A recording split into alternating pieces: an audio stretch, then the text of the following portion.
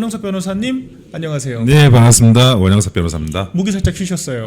예, 그래 조금 그거 했다고 저도 어제 북구갑에서 금요일, 네. 토요일 이렇게 있다가 왔습니다. 예. 그래서 뭐 유세도 하고 그리고 그 지역을 사실은 좀 많이 돌아다녔어요. 네. 가게나 뭐 식당이나 예. 아니면 맥주집이나 이런 데 가서 뭐 다른 사람들이 뭐라고 하는지 들어보는 것들이 굉장히 좀 현장에 파악하기에도 좋고 네. 그리고 뭐 그런 그 어떤 방향성이나 또 이런 것들과 관련해서 내용을 알 수도 있고 그래서 한 이틀 정도 북구갑에 있었습니다. 그래서 네. 그런 부분들도 간단하게 좀 설명을 드리고자 합니다. 예. 일단 뭐 우리 변호사님께서 또 현장 직접 뛰어보셨으니까 예. 현장 분위기 또 중요하잖아요. 예, 그렇습니다. 여론조사가 너무 오염됐다는 평가들이 많다 보니까 더 궁금해하실 것 같은데 한번 설명 좀 해주시겠습니까?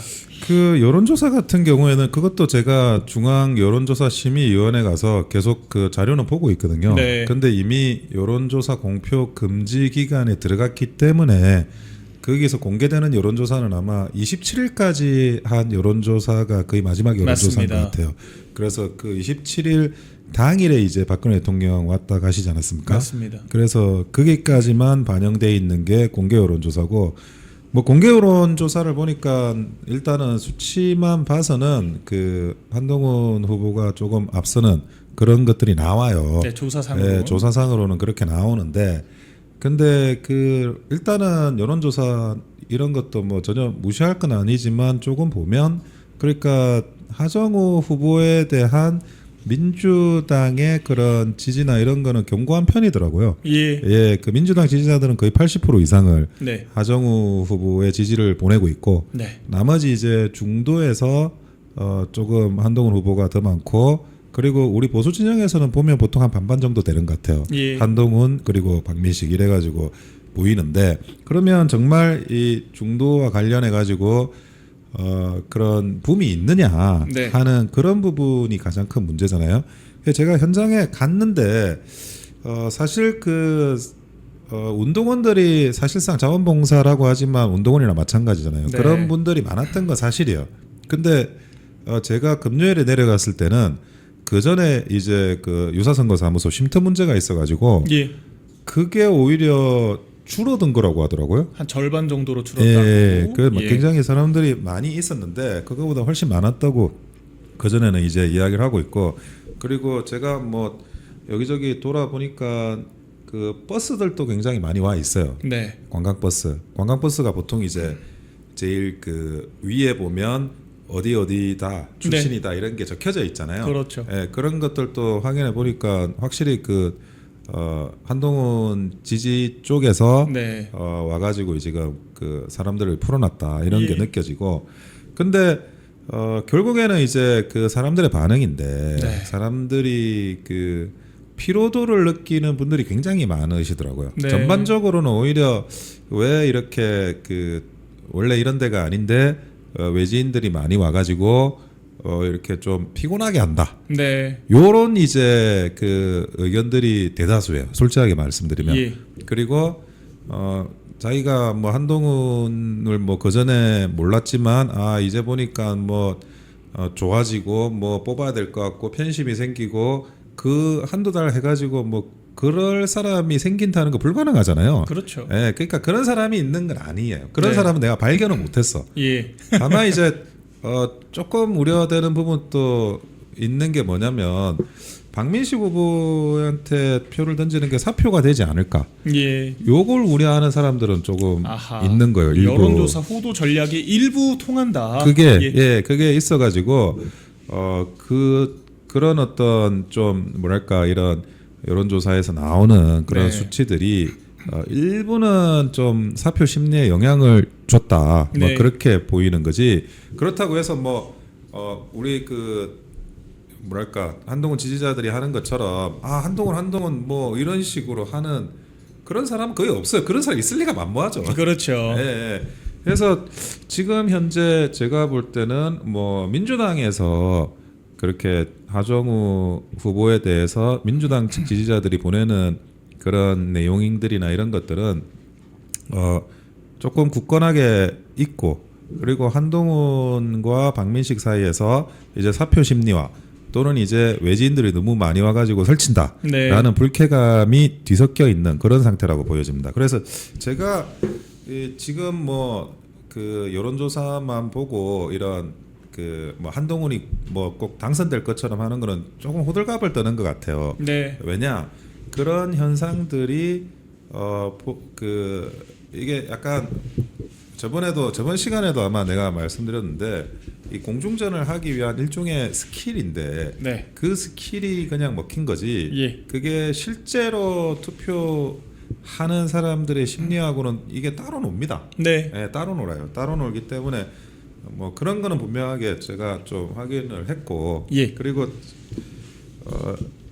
확실히 그 한동훈에 대해서 배신자다라고 하는 그런 우리 지지층에 대한 그런 인식은 분명히 있었습니다. 네. 강성 지지층이 뭐 전통적인 지지층들이 있잖아요. 예. 그래서 뭐 어떤 뭐 제가 갔던 주점에 사장님은 저를 알아보시더라고요. 그러면서 이 배신자 이거 어떻게든 잘라내야 되는데 자기도 걱정이라면서 예. 뭐 그런 이야기도 하시고 그래서 우리가 느끼고 있는 이런 것들, 우리가 쌓아온 것들, 그리고 한동훈에 대해서 알면 알수록 그리고 그 배신의 어떤 당에 해악을 끼쳐왔던 정권에 해악을 끼쳐왔던 그런 내용들은 어느 정도 숙지는 하고 계시니까 네. 제가 뭐 한동훈을 뭐 차기 뭐 대안으로 본다거나 그런 구체적인 여론은 확인되지 않았어요. 예.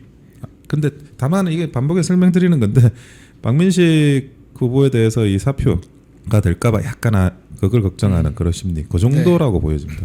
예. 실제로 저희가 좀 지표를 디테일하게 짚어보면 참 북값 조사만 이상한 부분들이 많아요. 예, 일단은 예. 우리 언론들이 호들갑 던 것만 생각을 하면은 북값 여론조사가 40개가 넘게 공표가 됐다고 하거든요. 40개가 넘게 공표가 됐다. 여론조사 하나당 전화 2,000번만 돌렸다고 하더라도 수만 번의 전화가 돌아갔다라고 네. 하는 건데 그럼에도 불구하고 사전 선거 투표율은 북값이 그렇게 높지가 않았어요.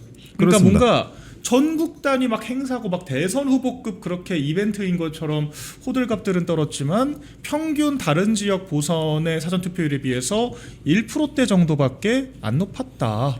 이런 그러니까 분석도 있어요. 네. 사전 투표율이라는 게 근본적으로 이제 뭐 어느 정도 중도층이 참여를 하느냐, 예. 아니면 기존의 어떤 기존 지지층이 참여를 하느냐 그 비율을 볼 수가 있는 거거든요. 네. 원래 그 지방선거는 중도층 참여 비율이 굉장히 낮습니다. 예. 투표율 자체가 낮아요. 그렇죠. 예, 50% 왔다 갔다 하죠. 왔다 갔다 하는 수준이지. 사실은 그 한동훈 쪽에서 계속 이제 광고라고 할까 어필하려고 했던 게 이번은 총선 수준이나 대선 수준으로 투표율이 높을 거다라는 이야기를 했어요. 맞아요. 그러면 그거는 이제 이 선거를 이 북구갑 선거를 바라보는 사람들이 정말 이게 우리가 대선 후보를 뽑는가? 뭐 정말 이 국회에서 중요한 역할을 할 사람을 뽑는가? 그 정도로 인식을 해야 그게 되는 건데 지방선거는 그렇진 않거든요. 근데 그렇죠. 전반적으로도 이 북구갑 선거에 그러니까 한동훈을 뽑기 위해서 특별히 더 나온 사람은 없다는 겁니다. 그렇죠. 쉽게 말해서. 네. 한동훈을 뽑기 위해서 특별히 더 나온 사람은 없고, 그리고 아까도 말씀드렸지만 일련의 여론조사에서 뭐 민주당 지지자가 한동훈한테 넘어가는 그런 현상은 보이지 않아요. 네. 그러니까 대표적으로 이제 중도층이 한동훈한테 조금 더 많이 투표하는 그런 현상이 보이고 보수에서 이제 한동훈한테 투표하는 그런 현상이 보이는 건데 예. 여론조사만 하더라도 근데 중도층의 투표율이 굉장히 낮다라는 거를 생각을 해보면 이번 지방선거도 별다른 북구갑이라고 해서 별다른 게 없이 네. 그러면 그런 득표의 예상이라는 게 생각보다 훨씬 낮아질 수 있다. 저는 이제 그렇게 보는 거죠. 네, 그러니까 이게 응답률도 좀 상식적이지가 않았던 것이요, 네. 변호사님. 보통 선거 기간 때는 좀 응답률이 높아지긴 하죠. 예, 맞습니다. 그럼에도 불구하고 전화 면접 한 10%대 중반 나오면 잘 나오는 거고 ARS 같은 경우에는 통상 10%대를 못 넘거든요. 못 넘죠. 7, 8% 정도 네. 이제. 근데 김어준 조사 같은 조사 기준으로 다른 지역 ARS 응답률은 한 6, 7% 나오는데 북값만 10% 나옵니다. 그리고 전화 면접도 KBS 지상 지상파 조사긴 하지만 26.5%가 나와서 저는 좀 깜짝 놀랐어요. 그래서 응답률만 놓고 보면은 굉장히 뭔가 관심도가 높고 막 이번에 막 국감에 진짜 막 엄청난 막 사건이 벌어질 것처럼 보이는데 막상 뚜껑을 좀 열어보니 반만 열었습니다만 사전투표 열어보니까 그렇게 관심이 없네. 그리고 현지인들은 좀 피로감을 느낀다에 가깝다. 이게 지금까지는 맞는 분석이 아닌가 싶어요. 저도 예. 그런 부분에 대해서 굉장히 좀 동의를 하고요. 예. 이게 그 여론조사가 왜곡이 상당 부분 돼 있다. 뭐 네. 표본이 오염됐다라고도 이야기를 하시는데 예. 실제로 아주 좁은 그 표본 수지 않습니까? 그렇죠. 북구가 인구가 뭐 그렇게 많지 않기 12만 때문에 정도? 거기서 과연 얼마나 그 적극적으로 응답을 하고 있느냐. 네. 그리고 너무나 많은 이 여론조사가 돌아가면서 피곤해요, 솔직히. 그러니까요. 저는 오히려 그 과거에 이제 뭐 한 3대 3대 3 정도로 보는 여론조사가 있었잖아요. 예. 그때 아주 초창기 여론조사.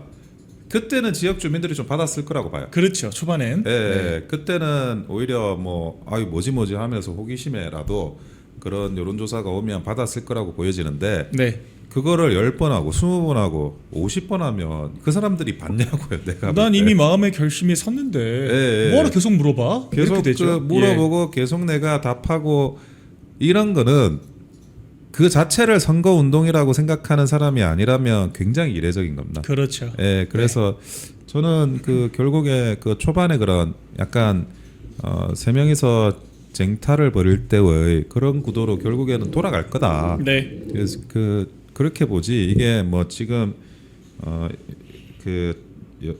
뭐 여론조사 나오는 최근 공개된 여론조사대로 흘러갈 수는 없다 그렇게 네. 생각하고 있어요. 그래서 사실 그 한동훈이 뭐 될까봐 뭐 광분하는 분도 계시고 뭐 조금 호들갑 떨거나 그런 분들도 계시는데 이 가벼운 행동이라고 보여져요. 네. 그게- 사실 저도 좀 평온한 편입니다. 저희는 붙을 거란 생각이 딱히 안 들어서. 그러니까요. 그게 예. 우리가 뭐 이런 류의 선거를 네. 한두 번 해본 것도 아니고 그렇죠. 되게 뭐 저도 제가 현장에 한번 가보려고 그래서 한 거예요. 네. 물론 이제 박민식 후보를 또 지원하는 게 제일 큰 목적이고 예. 그런데 또 현장에 진짜 주민들이 어떻게 생각하느냐. 주민들은 크게 동요가 없다라는 예. 그런 말씀을 그렇죠. 드립니다. 그러니까 이게 사실 역대 본대 없는 좀 선거 캠페인이었잖아요. 네, 그렇습니다. 오늘도 계속 기사가 나오는데 자원봉사자 쉼터를 가장한 불법적인 선거사무소가 한 군데가 아니었다. 그러니까 처음에 도토리 쉼터나 뭐나 했다가 그 선관위에서 좀 제지를 해서 철거를 한 뒤에도 또 하나 불법 선거사무소가 그 베토벤 선거사무소라고 하죠. 예. 생겨서 기사가 실제로 났고요. 선관위가 네. 조사까지 했고 경찰에 수사 의뢰를 했죠. 그 외에도 또 있었다라고 하는 제보들이 지금 이어지고 있는데 대형 복사기에 초상화까지 있었다라고 합니다. 이거 일단 불법적인 선거사무소는 맞잖아요, 확실히. 그렇습니다. 예. 근데 이게 한동훈 캠프는 어쨌거나 나는 상관없다라고 꼬리 자르기를 하고 있는데 변호사님, 근데 보통 우리 캠프 운영할 때 우리 쪽 선거원들 얼굴을 다는 몰라도 저 사람들은 누구야? 그 정도는 알잖아요. 그렇죠. 예. 근데 이게 우리가 모르는 선거원들이 우후죽순 캠페인을 벌이는데 캠프 측이 몰랐다라고 하는 게 면피가 될까요? 지금 이게 그 예. 보통 그 선거 바닥에서 알려지고 있는 조금 이상한 짓은 다 하고 있는 거거든요. 그러니까요. 예, 그 자원봉사자들 오셔가지고 뭐 버스로 실어 나르고 이 좁은 구역에서 그리고 쉼터도 어쨌든 쉼터라고 하면 임대차 계약을 해야 되잖아요. 그렇죠. 그러면 그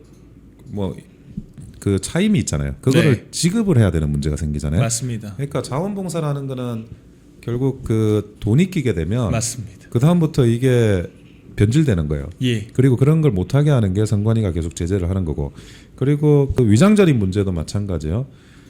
북구갑이 약간 지속적으로 인구 감소하는 지역에서 네. 최근에 1,000명 정도가 늘었다는 거잖아요. 맞습니다. 네, 그것도 굉장히 이례적이고 네. 그 부분에 대해서도 이게 좀 그 조사를 이미 선관위에서 한다고 했기 때문에 네. 이게 굉장히 크게 터질 수가 있어요. 실거주가 아니라 위장 전입을 하는 경우. 위장 예. 전입을 하는. 근데 위장 전입을 내가 뭐 원룸이라도 한 2개월 살고 있다 살 생각으로 들어가는 경우가 있으면 좋겠지만 네.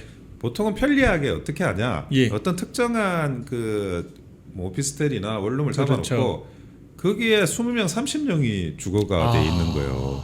그러니까 오피스텔 하나에 20명이 전입을 한다는 거죠. 그런 케이스가 예. 있어요. 네. 그러니까 선거 공보물이 글로 막 네. 이렇게 쌓이듯이 가요. 예. 그런 거를 보면 이게 특이 사항이 발생했다는 거를 사실 선관위가 알 수가 있어요. 예. 자기가 공보물을 보내니까. 그렇죠. 예, 그 문제가 있고. 네. 그리고 지금 1,000명이 아주 그 특별한 한 후보를 위해서 위장 전입을 할 정도면 네. 뭐가 있냐면 휴대폰 개설도 할 수 있는 거예요. 그렇죠. 그러니까 안심번호라는 거는 네. 휴대폰 개설을 하는 그 주소를 따라가게 돼 있어요. 네. 예, 근데 그런 사람들이 이제 하나만 개설하는 게 아니고 예. 몇 개도 개설할 수 있거든요. 네. 그러니까 내가 북구갑에 가서 주소는 받았고 그 주소를 받아가지고 이동통신회사에 가서 뭐 몇 개씩 사실 핸드폰을 확보하는 거죠. 네. 그런 게 얼마든지 가능합니다. 예. 위장 전입을 할 정도면 휴대폰 몇 개 개설하는 건 아무 문제가 아니에요. 그럼요. 그러니까 제가 이런 걸 종합적으로 볼 때 이거는 이제 제가 의혹 수준을 이야기하는 거지만 네. 그래도 이런 일을 했다 저런 일을 했다가 하나씩 나오고 있잖아요. 예. 예. 그러면 이 여론조사를 믿을 수가 있느냐? 예. 그거는 제가 굉장히 납득하기가 어려운 네. 그런 상황까지 지금 갔다는 거. 그게 제가 초기 여론조사를 이야기하는 게 초기 여론조사는 그런 작업을 하기 전일 가능성이 많아요. 네. 그런 게 오염되기가 전일 가능성이 많아요. 예. 근데 우리가 보통 한 두 달 전에 그 내가 지지하는 후보를 내가 지지하는 정당을 네. 바꾸는 경우가 잘 없어요. 그렇죠. 예. 그래서 그런 부분들을 고려하면 제가 뭐 다시 한번 말씀드리지만 이게 전화번호 휴대폰 개설도 굉장히 의심스러워요. 네. 그래서 한번 이거는 뚜껑을 열어봐야 될 문제라고 보여집니다. 오염도는 정확히 측정할 수 없지만 오염이 되었다라고 하는 것은 우리가 충분히 추정할 수 있다 그거는 뭐 생각이 되고요. 모두가 네. 그렇게 생각을 하고 있죠. 예, 이번에 한번 뚜껑을 열어봐야 이런 식의 이 막장 캠페인의 효과성 여부도 우리가 함께 검증을 좀 할 수 있지 않을까 네, 생각이 그렇습니다. 됩니다. 저희가 북감 얘기를 좀 한창 하고 있는데요. 저희가 우리 우잘사 회원님들을 위해서 광고 하나를 또 준비를 했습니다. 일단 광고 하나 보시고 제가 마저 설명을 좀 드리도록 하겠습니다. 네, 영상 하나 보고 오실게요. 고기능 냉감 소재 휴비스 듀라로는 100% 국내 생산, 100% 국산 원사로 열을 빠르게 분산, 밤새 쾌적한 숙면을 도와드립니다. 몸에 닿는 순간 즉각적인 쿨링감, 전기료 부담 없이, 선풍기 사용만으로도 냉감 효과는 극대화, 세탁 후에도 냉감 지속력은 처음 그대로, 끈적임 없이 뽀송뽀송 언제나 상쾌하게, 슈퍼 섬유 휴비스 듀라론으로 한 차원 다른 쿨링 수면을 경험해보세요. 네, 듀라톤 쿨매트 광고 하나 보고 오셨는데요. 지금 날씨가 굉장히 빠르게 더워지고 있습니다. 이제 6월인데 5월 때부터 정말 많이 더워서 벌써 모기 나오더라고요. 그래서 더운 날씨에 잠자면서 등에 땀 차고 이제 뒤척이는 분들 많이 계실 텐데요. 우리 국내 생산된 듀라톤 쿨매트입니다. 선풍기랑 같이 쓰면은 시원함이 배가 된다. 훨씬 더 좋다라고 하고 지금 우잘사 구독자님들 위해서 1+1, 1+1 행사도 진행 중이니까 하단 전화번호 아래 자막이 나가고 있죠. 하단 전화번호 통해서 상담 전화 주시면 감사하겠습니다. 네, 저희가 광고 하나 말씀드렸고 계속 대담 이어가 보도록 하겠습니다.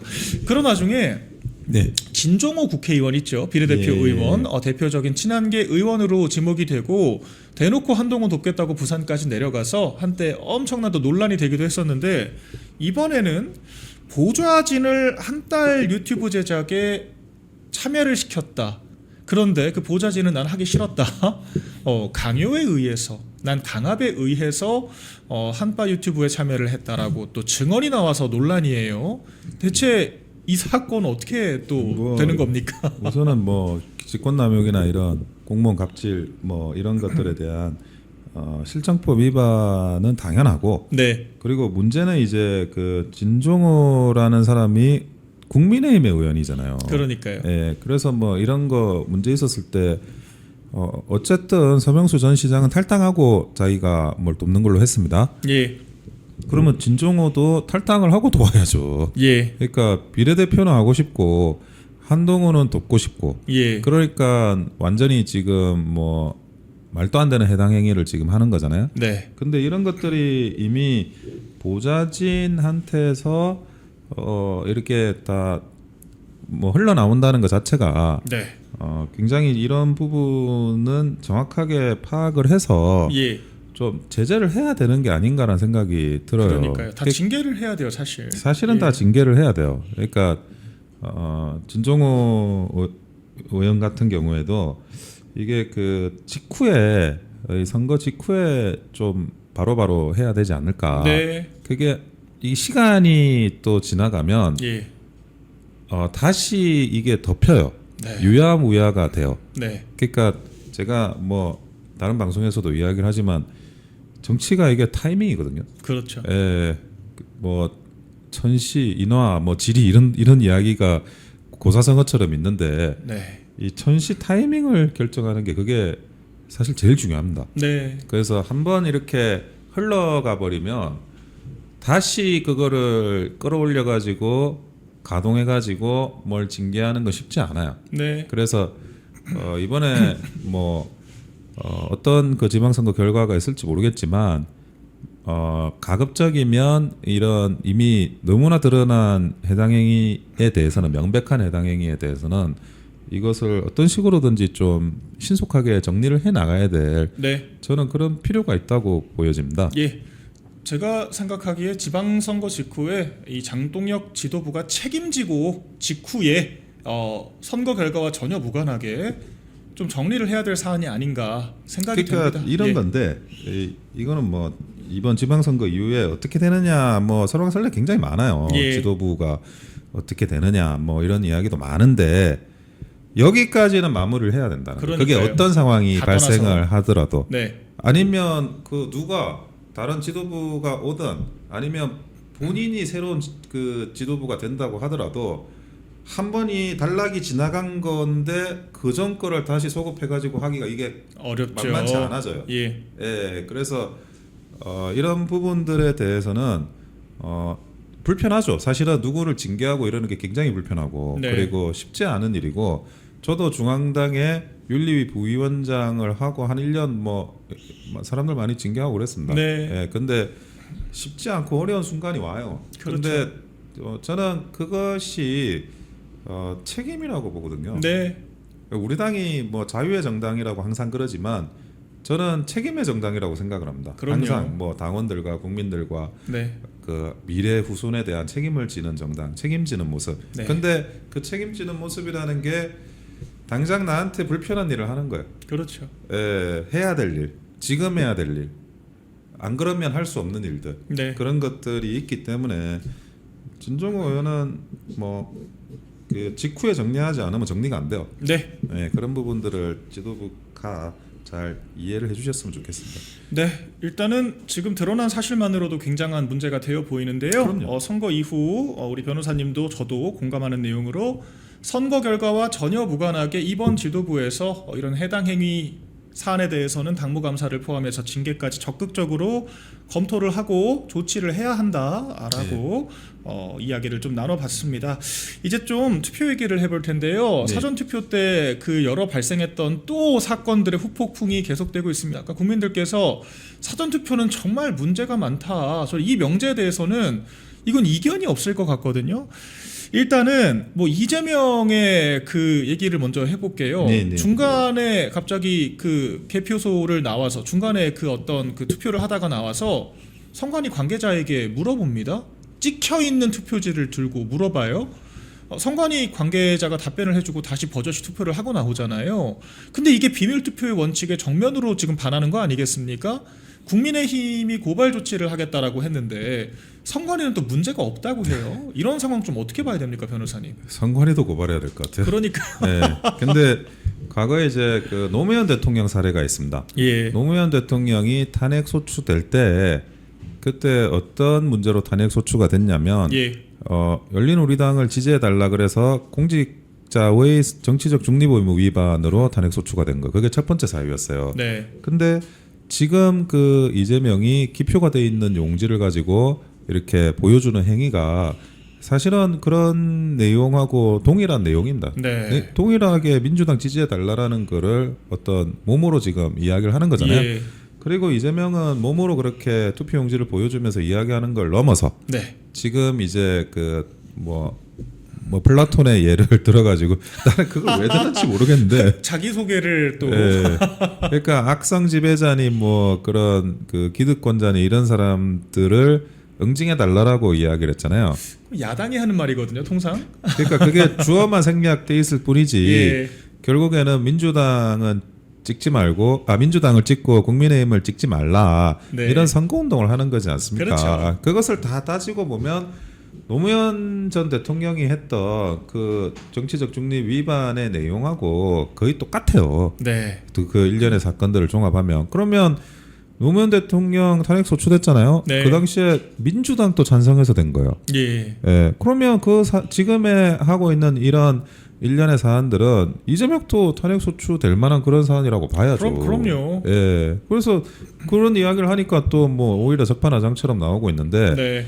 근데 지금 현재 이재명이 이러는 것들은 모르겠어요. 굉장히 본인이 가지고 있는 어떤 절박함도 작용이 되는 것 같고 네. 그리고 지금 전북 그 선거 문제로 굉장히 좀 복잡하게 또 얽혀 들어가는 게 있어요. 김관영 후보가 이길 것 같아요. 추세를 보니. 지금 예. 여론조사가 오차범위 밖으로 지금 벗어난다고 맞습니다. 하는데 김관영 후보 같은 경우에는 뭐 지역의 북구갑처럼 그렇게 사람을 풀거나 뭐 그러진 않고 아주 순수하게 지금 여론조사를 받은 거라 가지고 예. 신빙성이 있고 그 권역이 표본수가 넓잖아요. 그렇죠. 전북 전체니까. 그럼요. 예, 그러니까 그런 거를 볼 때는 김관영이 돌아올 가능성이 있고 그리고 이제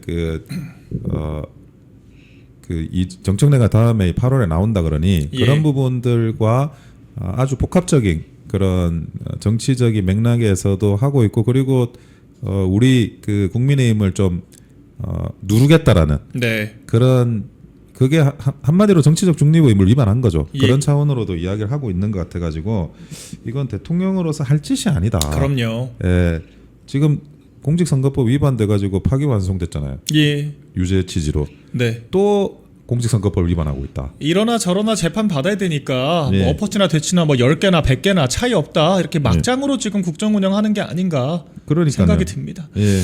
일단 이 메시지 자체가 선거 개입성 발언이기 때문에 그 내용 자체에 대한 국민적인 공감도를 떠나서 예, 예. 네, 일단 문제가 있다. 이거는 또 이견이 없을 내용인 것 같고요. 근데 그 내용을 보니까 뭐 독재자를 심판해달라고 하는 식의 지금 내용이던데 우리 국민의힘이 지금 독재를 할 일단 능력 자체가 없지 않습니까? 저희 지금 실각한 아니 권력이 없는데 무슨 독재입니까? 네, 저희 민주당이 국회에서 저렇게 막장극을 벌여도 막을 힘조차 없는 이런 예. 군소정당이 그러니까 윤석열 대통령 재임 시절에도 아니 야당이 독재를 했죠. 그렇죠. 탄핵소추 30분 넘게 하면서 네. 의결을 야당이 독주로 했지 뭐그 얼토당토하는 이야기고 그리고 국민들이 그렇게 생각하지도 않을 거라고 보여요. 그러니까요.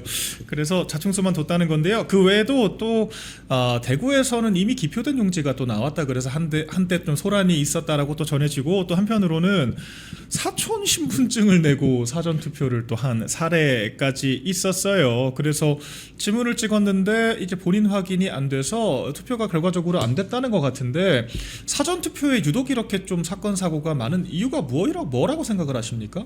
그러니까 사전 투표 같은 경우에는 이게 어쨌든 관내에서 투표를 하는 게 아니라 그 밖에서도 투표를 할 수 있잖아요. 네. 그러니까 밖에서 투표하면 그 신분 확인이라든지 뭐 이런 뭐랄까 거기에서 그 기표된 용지를 운송하는 문제라든지 네. 이런 것들이 굉장히 시스템적으로 정비가 복잡하게 이루어져야 되는 부분인데 예. 그런 부분이 우리가 준비가 안 돼 있는 것 같아요. 네. 사전 투표 때만 문제가 생겨요. 그러니까요. 예, 아니 본투표 때 그런 문제 생기는 거 별로 나 거의 못 들어본 것 같은데. 본투표는 뭐 수십 년 노하우가 또 있으니까요. 예, 근데 예. 사전 투표를 이게 뭐 부정선거다, 부정선거 아니다를 떠나서 우리가 사전 투표를 관리할 수 있는 시스템을 정비해 놓고 있느냐 네. 하는 부분 예. 그리고 그것을 관리할 시스템이 정비가 안 돼 있다 그러면 네. 국민의힘이 이야기하듯이 본투표를 이틀 하든지 그러니까요. 뭐 그런 식으로 해야지 이거 맨날 문제는 터지고 그 문제를 가지고 선관위는 변명은 말도 안 되는 변명을 하고 그 말도 안 되는 변명을 하면 어떻게 됩니까? 부정선거 의혹은 더 커져요. 그렇죠. 아니 선관위가 부정선거론을 키우는 장본이네요. 내가 보니까 항상. 네, 무슨 뭐 형상기억 종이 뭐 이런 얘기 했다가 그렇죠. 예, 더 문제가 됐죠. 아니 기표된 그 용지가 나온다는 것도 있을 수가 없는 그럼요. 그 일이지 않겠습니까? 그래서 매번 선거 때마다 나와요. 근데 그게 그러니까요. 근데 매번 선거 때마다 기표된 용지가 국민의힘으로 기표된 건 아니더라고요. 보통 보면. 네, 그러니까요. 그래서 이런 부분들이 지금 선관위가 그런 그 부정선거론의 진앙지다. 예, 이런 부분들을 반드시 우리가 법률을 개정을 해야 되기 때문에 뭐 총선 때 결국 이겨야 되는데 그러니까요. 2년 뒤에 총선에서 반드시 승리해가지고 네. 이런 부분들을 발본색원하는 그렇죠. 그런 계기가 돼야 될 것 같습니다. 맞습니다. 그래서 이번에 사전 투표율이 상대적으로 좀 높았다라고 하는 지난 지방선거에 비해서는 조금 높았다라고 하는 지금 분석들이 있는데 결과적으로 본 투표율이 얼마나 높냐에 따라서 우리가 좀 승리의 어떤 여러 예측이 가능하지 않을까 생각이 됩니다. 우리 또 이제 보수파 시민들께서는 본투표를 훨씬 더 선호를 또 하시잖아요. 통계적으로 봤을 때도. 그래서 일단 본투표에 최대한 많이 참여를 해주시는 게 무조건 중요하겠다. 이런 생각이 좀 듭니다. 네, 변호사님, 이 마지막으로 좀 민주당 이야기를 네. 해보겠습니다. 정원호가 논란이 마지막까지 끊이지 않고 있어요. 폭우 때 이제 춤판을 벌이기도 하고 또 전산망 마비 사태, 또 작년 또 한때 굉장히 또 국내 전체를 시끄럽게 만들었던 사건이죠. 또 골프 치러 다니고, 그러니까 이게 뭐 물론 국정 책임자는 아니었습니다만 어쨌거나 성동구청장 신분이었지 않습니까? 근데 이렇게 국가적인 재난 상황에서 춤판 벌이고 골프 치러 다니고, 이거 딱 이재명스러운 지금 행동들을 해서 또 논란이에요. 아마 그 24년 7월에 집중호우가 났을 때 예. 성동구에서 뭐 어디 단합대회 가가지고 사랑의 트위스트를 부르면서 춤을 췄다라는 이야기가 예. 있고, 그리고 저번 국가정보자원관리원회 화재 사고 때 3일 뒤인가 아마 그 또 골프 대회 가가지고 골프 치고 예. 그런 일이 있었다는 건데요. 사실 그 참 오세훈 후보가 이런 그 말도 안 되는 정원우 후보 같은 사람들한테 지면 네. 너무 억울하고 아까울 것 같아요. 그러니까요. 근데 전반적으로 후보들은 저는 다 후보 개개인은 토론회를 보고 그래도 우리가 우수해요. 훨씬 훨씬 강원도 낫죠. 예. 뭐 어디 그 뭐 경남이나 네. 뭐 이런 데도 뭐 그렇고 인천, 뭐 대전, 할 거 인천, 없이. 예. 경기 네. 뭐 충청도도 다 마찬가지고 맞습니다. 이렇게 좋은 후보들이 많고 예. 이런 어쨌든 인재들이 있는데 이걸 그 열세 뭐 조금 어려운 선거 자체가 뭐 객관적으로 약간 어렵게 이렇게 돌아가고 있는데, 근데 그렇게 돼서 좀 안타깝고, 근데 또 상승 추세니까 예. 이 추세가 있기 때문에 결국에는 후보들을 보는 그런 유권자들의 분명한 판단이 있을 거라고 생각이 들어요. 네. 근데 항상 보면 후보는 괜찮거든요, 우리가. 그러니까요.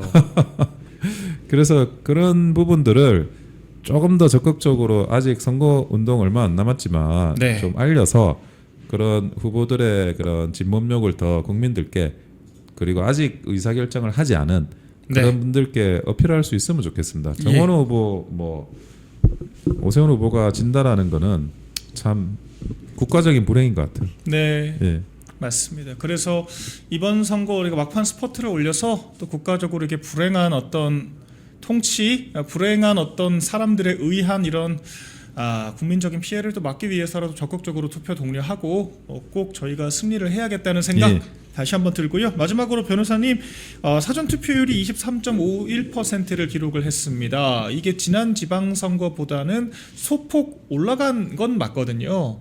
지난 지방선거 때는 이제 또 민주당이 좀 대선 직후에 분열되면서 투표율이 낮았던 경향성도 있고 뭐 여러 변수들이 있겠습니다만 일단 전체적인 지방선거 판세에 막판 좀 분석을 해주신다면, 그리고 마지막으로 시청자 여러분들께 해주시고 싶은 말씀까지 같이 부탁드리겠습니다. 그 사전 투표 어쨌든 오랫동안 이렇게 뭐 제도로서 네. 그 시행이 되어오고 있는데 점점 저는 뭐 특정 진영보다는 편리하게 이용하겠다라고 하는 생각들도 점점 늘어나는 것 같아요. 네. 사전 투표를 자기가 그 일정이 되는 일정에 투표를 하겠다, 이런 취지. 그리고 사전 투표는 관외 투표를 할 수 있기 때문에 예. 꼭 그 해당 거기에 할 필요가 없다라는 편리성이 있어요. 네. 그런 것들을 활용하려고 하는 부분도 있어서 이게 뭐 진영의 유불리를 따지거나 뭐 그런 부분이 아니더라도 상승 요소는 일정 부분 있다라는 말씀을 드리고, 그리고 또 한 가지는 사전 투표를 적극적으로 활용하는 층이 우리는 이제 보수 뭐 우파다 좌파다라고 하지만 네. 젊은 사람들이 많이 활용을 해요. 예. 2030에서 또 2030에서는 또 우리 보수 우파의 지지도 이제는 많이 좀 되고 있는 상황이거든요. 네. 그래서 이걸 가지고 사전 투표의 비율만 가지고 우리가 불리하다라고 할 필요는 없다라는 생각이고. 예. 근데 제가 그 기본적으로 지방선거는 총 투표율은 낮습니다. 그렇죠. 총 투표율은 낮기 때문에 중도 쪽이나 이런 사람들이 투표를 하는 것보다는 기존의 우리 지지층 네. 이런 분들이 투표장으로 나오게 하는 거, 그게 또 굉장히 중요한 부분이거든요. 그렇죠. 근데 최근에 박근혜 대통령께서 이렇게 여러 지역을 도셨고, 네. 그리고 그 이명박 대통령께서도 지금 움직이셨어요. 주말에도 부산 방문을 하셨어요. 예, 그래서 그런 것들이 또 어떻게 보면 궁극적으로 또 그 우리의 지지세를 집결할 수 있는 네. 그런 큰 그 요소가 될 수 있다라는 말씀을 드리고, 예. 그래서 저는 전반적으로 국민의힘이 상승세 있다. 네. 그 부분은 분명한 것 같아요. 예. 그 다만 이제 저는 윤석열 전 대통령도 어떤 식으로든지 메시지를 내는 게 맞지 않나 네. 하는 생각을 해요. 예. 근데 아직 그 윤 대통령의 메시지는 없는 것 같더라고요. 예. 맞습니다. 그래서 아직 뭐 본투표가 이틀 정도 남아 있으니까 예. 그 사이에 그래도 좀 메시지를 한번 내시는 게 어떨까 음흠. 하는 생각이 듭니다. 그러면 세 분의 메시지가 나오고 있는 거잖아요. 네. 예, 그래서 그런 부분들이 더 우리의 어떤 지지세를 집결시키는 그런 좀 큰 견인차가 될 것 같고, 그러면 소정의 또 지방선거에서 결과를 얻을 수 있지 않을까라고 네. 기대를 해봅니다. 예, 우리 원영석 변호사와 또 월요일날 함께 이야기를 나눠봤습니다. 네, 저희 이제 또 다음은 말씀드린 것처럼 2부 윤호상 서울교육감 후보와 함께 2부 대담 이어가 보도록 할 텐데요. 우리 변호사님 뭐 짧게 그래도 마지막으로 인사 말씀드리고 마무리하도록 하겠습니다. 예, 많이 이렇게 지치신 선거 운동원들도 많으실 거고, 그러니까요. 목이 쉬신 분들도 많을 거예요. 저도 하루 이틀 했더니 약간 네. 목이 깔았는데, 예, 근데 또 힘내시고 이제 며칠 남지 않았습니다. 며칠 남지 않았으니까 마지막까지 최선을 다해 주시면 좋은 결과 있을 거라고 생각합니다. 감사합니다. 콩TV를 사랑하시는 시청자 여러분, 대한민국은 지금 체제 전쟁 중입니다. 연성 파시즘 체제로 갈 것이냐, 아니면 자유민주주의 체제를 지킬 것이냐, 이를 위해서는 결단과 용기가 필요합니다. 민주당의 정보통신망법이 통과되어서 오는 7월부터 시행이 됩니다. 이렇게 되면 언론 자유 훼손은 물론이고 자유우파 유튜버들의 산업 생태계에 심각한 지장이 예상됩니다. 여러분, 어떻게 해야 되겠습니까? 여러분들의 도움이 필요합니다. 여러분들이 우잘사 회원에 가입하셔서 대한민국 체제 전쟁에 승리하고 국민의힘 장동혁 지도부를 지켜내고 정보통신망법을 비롯한 언론 자유를 심각하게 훼손하는 여당발 공세에 대응해 주시기 바랍니다. 우잘사 회원 많이 가입하셔서 함께 가는 여정을 만들어 갑시다. 감사합니다.